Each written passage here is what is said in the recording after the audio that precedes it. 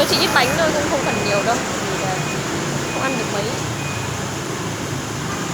Chào các bạn nha, đây là bánh cuốn tự làm nên luôn luôn sáng tạo luôn.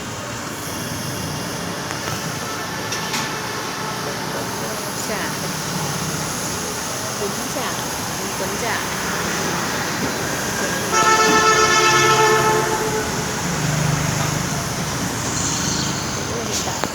Cái này là nồi nước à em? À, chị cứ nghĩ phải cái gì? Mình dính rồi, không hay được.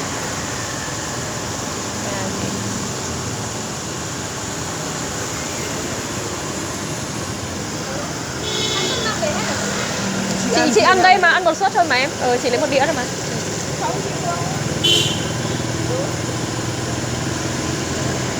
Cái này thì mỗi lần làm được mấy cân em? Cái này không phải mấy cân gì ạ? Cứ tùy đang thôi. bao giờ nửa xô này được một xô này. Đây được. Tiền nhà đỡ phải đi lấy bột các kiểu.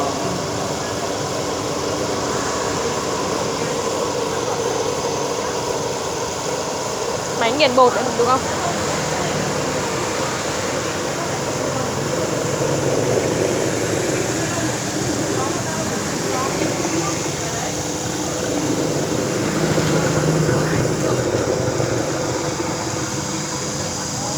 Gạo rồi em nhỉ đúng không?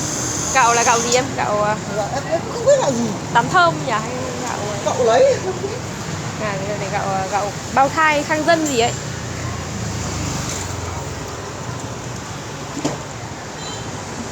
Em tráng đây. Tráng bánh cuốn. Tráng bánh phở đúng không em? Hay là chỉ bánh cuốn thôi? Bánh cuốn. Bánh phở cũng được đâu nhỉ? Bánh phở phải khác đúng không? Làm kiểu khác. Bánh phở cũng được, mình tự tráng và tráng dày một lên. À đấy à?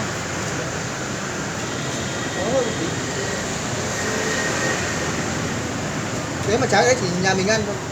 Tráng cái đấy khó đúng không? Vâng. Còn kia họ có máy à? Còn đây là có máy làm nó tráng rồi. Cuốn.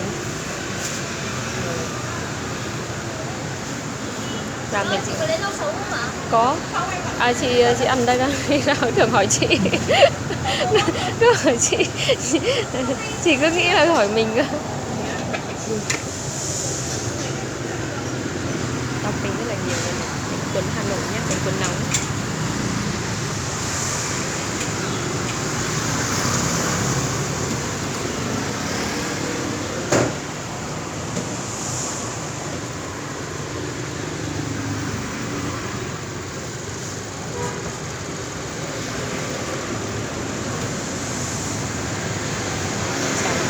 Rất là dẻo luôn.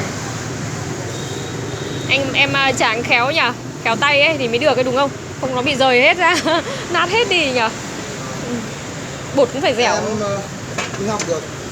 Học lâu chưa em? Mới tráng được tuần. Tuần là được đấy là tốt rồi. Bánh nó không bị vỡ là được rồi. Người không khéo là bị vỡ hết bánh ra.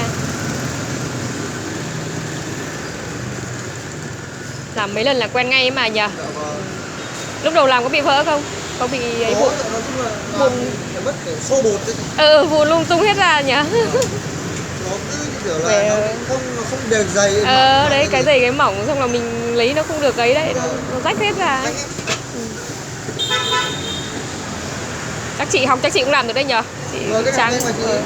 Chị nhìn 1-2 lần là cho bột vào thôi, xong là một muôi thôi, xong là mình ngoáng ngoáng lên, mình hấp chín là được. Đơn giản. Nhưng vấn đề là mình pha bột các thứ cho nó dẻo ấy, làm được cái bánh ngon ấy thì nó là cả vấn đề. Còn hơi loãng. Loãng nó mới dẻo chứ. Cậu pha. Đấy hôm nọ chị thấy cậu em làm mà.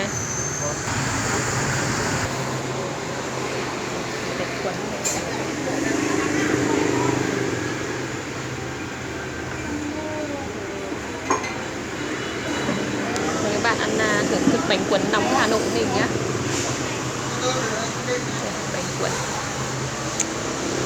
Bánh cuốn trứng 15k này.